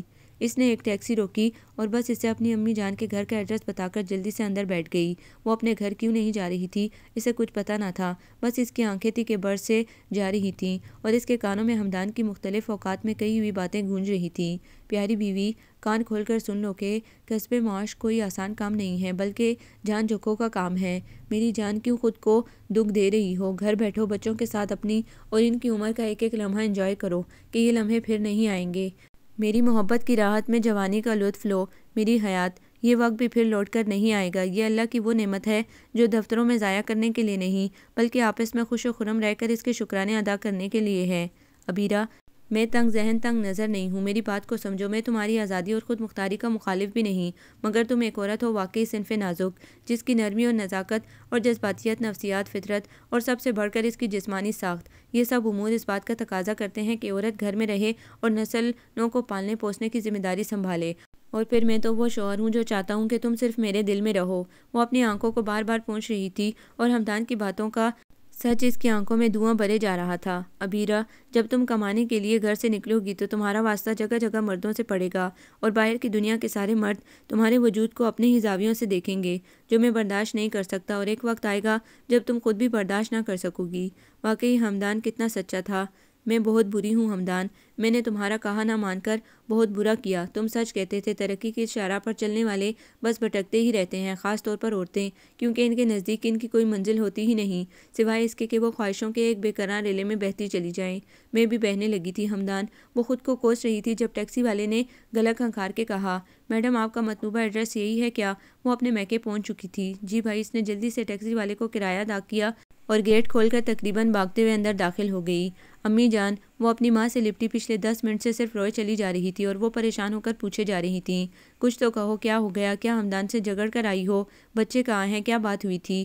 تمہیں یوں بچوں کے بغیر نہیں آنا چاہیے تھا، بلکہ غصے میں گھر سے آنا ہی نہیں چاہیے تھا، وغیرہ وغیرہ۔ پھر جب ہچکیوں کے دوران اس نے اپنی ماں کو سارا قصہ سنایا تو وہ اپنا کلیجہ تھام کے بولی، لا حول ولا قوت، استغفار پڑھو عبیرہ، استغفار، اور لعنت بھیجو ایسی نوکری پر جہاں تمہاری حیا ہر وقت داؤ پر لگی رہے۔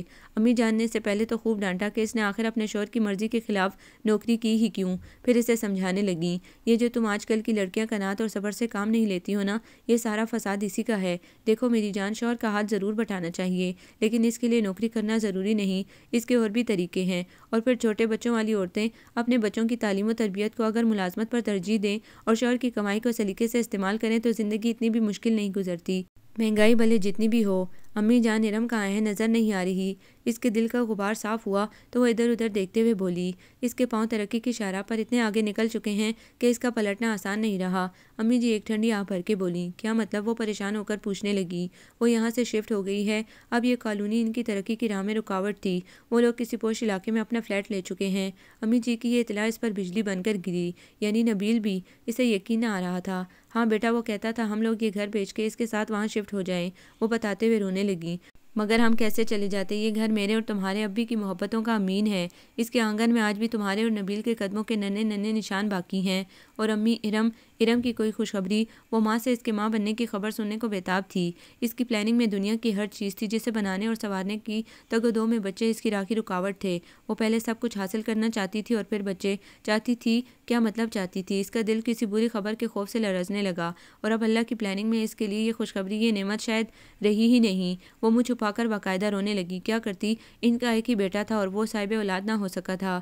امی، اللہ سے امید رکھیں، وہ چاہے تو سب کر سکتا ہے۔ اس کے گھر میں اندھیر نہیں ہے، کبھی کبھی دیر ضرور ہو جاتی ہے۔ وہ اپنی ماں کو سمجھانے لگی۔ ہاں یہی بات تو تم جیسی لاؤبالی اور بے صبری عورتوں کو سمجھ نہیں آتی کہ اللہ نے اگر تمہارے نصیب میں سہولتیں لکھی ہیں تو وہی تمہیں دے گا۔ وہ اسے بھی ڈانٹ رہی تھی۔ لیکن امی، آپ اتنا تو مانیں کہ ہمارے ساتھ کام کرنے سے کتنے فائدے ہوئے۔ آخر کو عورت اور مرد کی کمائی مل کر بہت سے مسائل کم کرتی ہیں۔ وہ ذرا جی کا بوجھ ہلکا کر چکی تو پھر سے ملازمت کی حمایت کرنے لگی۔ ہاں فرق پڑتا ہے، مگر یہ بھی سوچو کہ اور کتنا نقصان ہوتا ہے، ناقابل تلافی نقصان۔ اور پھر تم جیسی ماڈرن عورتیں آج جو کماتی ہیں وہ خود پر ہی خرچ کر ڈالتی ہیں۔ اگر گزر بسر ہوتی ہے تو مرد ہی کی کمائی سے ہوتی ہے، کیونکہ اسی میں میرے رب نے برکت رکھی ہے۔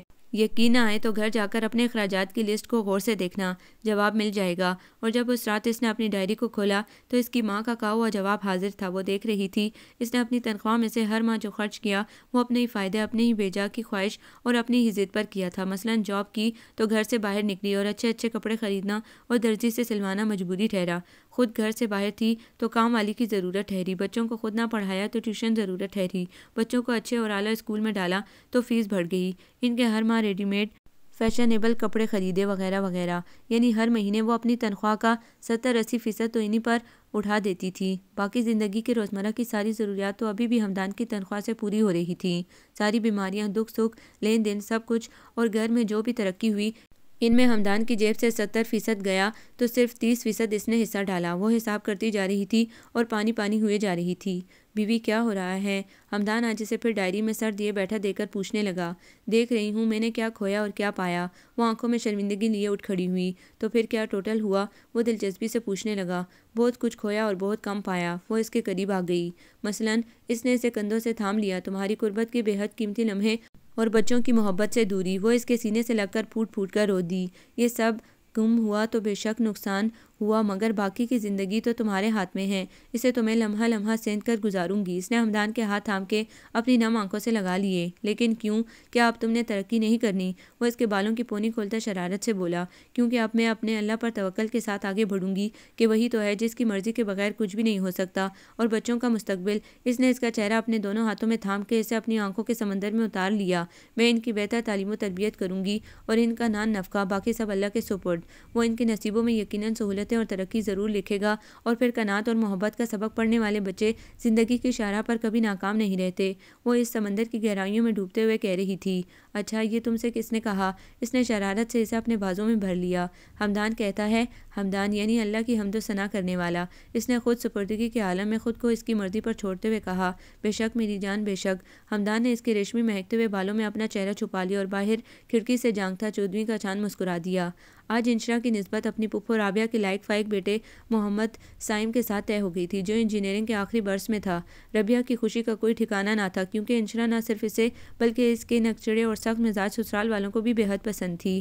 آج جب رابعہ کی ساس نے انشرا کے سر پر پیار سے ہاتھ پھیرتے ہوئے یہ کہا تھا کہ یہ بات تو تسلیم کرنی پڑے گی کہ عبیرہ نے اپنی بیٹی کی بہت اچھی تربیت کی ہے، جو آج کل کی ماڈرن مائیں کم ہی کرتی ہیں، وہی ہمیں تو ہیرے جیسی لڑکی ملی ہے اپنے پوتے کے لیے، جو اپنی ماں کی طرح ہمارے گھر کو بھی جنت بنا دے گی۔ تب نہ صرف رابعہ بلکہ خود عبیرہ کا سر بھی فخر سے اونچا ہو گیا تھا۔ واقعی آج اس کا گھر اپنی ان چند سالوں کی محنت سے جنت بن گیا ہے۔ کیسا مہک رہا تھا آج اس کا جیون اپنی اولاد کے سکھ سے۔ اس کے دونوں بیٹے شہر کی بہترین درسگاہوں میں اپنی تعلیم کے آخری مراحل میں تھے، اور اس کی بیٹی جو تعلیم کے میدان میں نمایاں ہونے کے ساتھ ساتھ سلیقہ مند اور خوش اخلاق بھی تھی، جو اس کے ساتھ گھر کے کاموں میں ہاتھ بٹانے کے ساتھ ساتھ اس کی بنائی ہوئی تعلیمی اکیڈمی میں بھی اس کا بازو بنی ہوئی، بلکہ اسی طرح جیسے وہ خود اپنی وہ نوکری چھوڑنے کے چند برس بعد اپنے شوہر کا بازو بن گئی تھی۔ اس نے تب ہمدان کی وہی ایک بات مان لی تھی، اس نے بڑے وقت پر اپنا گھر سنبھال لیا تھا۔ ہمدان کی اسی تنخواہ میں اپنی سلیقہ مندی سے اس نے سب کچھ سنبھال لیا تھا۔ نوکری چھوڑنے کے بعد وہ ہاتھ پر ہاتھ رکھ کے نہ بیٹھی تھی، بلکہ اپنی تعلیم سے اپنے بچوں کو مستفید کرنے کے ساتھ ساتھ اس نے چند ٹیوشنز بھی کر لی تھیں، جنہیں وہ بڑی آسانی سے اپنی ذمہ داریوں میں شامل کر چکی تھی۔ پھر دھیرے دھیرے اس کے کاموں کا بوجھ کم ہوتا گیا اور وقت میں برکت آتی چلی گئی۔ اس کے ہاتھ اپنے ہمدان کا اور اس کے بچوں کے ہاتھ اس کے کاموں کا بار کم کرتے چلے گئے، اور پھر گھر کے بزرگوں کی دعاؤں سے ان کا گھر اسی 4 مرلے کے حدود عربے میں ایک خوشحال اور جدید سہولتوں سے آراستہ گھر بن گیا۔ ہمدان اور عبیرہ کے خوابوں کی تعبیر، ان کا اپنا الحمد، جس کا ہر مکین اپنے رب کی دی ہوئی نعمتوں کا شکر اور اپنے رب کی حمد و ثنا کرنے والا تھا۔ عبیرہ کی نم ہوئی آنکھیں اپنے گھر میں موجود ہنستے مسکراتے چہروں کو دیکھتی ہوئی ہمدان کے چہرے پر آ کر ٹھہر گئیں، جہاں آج بھی اس کے لیے محبتوں کی وہی شدتیں تھیں اور زندگی کو گد گدا کر ہنسنے پر مجبور کر دینے والی شرارتیں۔ آپ کو یہ ناول کیسا لگا؟ کمنٹس میں اپنی رائے ضرور دیں۔ ہمارے چینل کو لائک کریں، سبسکرائب کریں، شیئر کریں۔